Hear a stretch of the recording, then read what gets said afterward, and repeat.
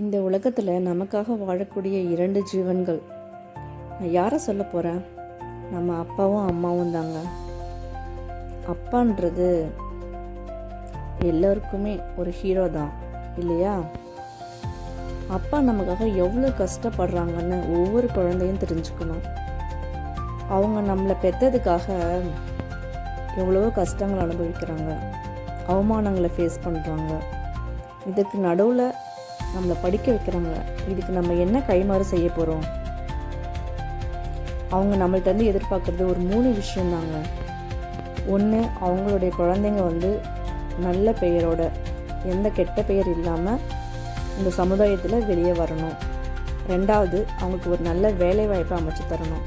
3வது, அவங்களுக்கு ஒரு நல்ல வாழ்க்கை துணையை தேர்ந்தெடுத்து கொடுக்கணும். இதை 3 மட்டும்தான் அவங்க பிள்ளைகள்கிட்ட எதிர்பார்க்கக்கூடியது. உங்கள் அப்பா உங்களுக்கு எவ்வளோ பிடிக்குன்றத எனக்கு கீழே கமெண்ட் பண்ணுங்கள். அப்பா தாங்க நம்ம ஹீரோ. இதை நீங்கள் ஃபஸ்ட்டு புரிஞ்சுக்கணும்.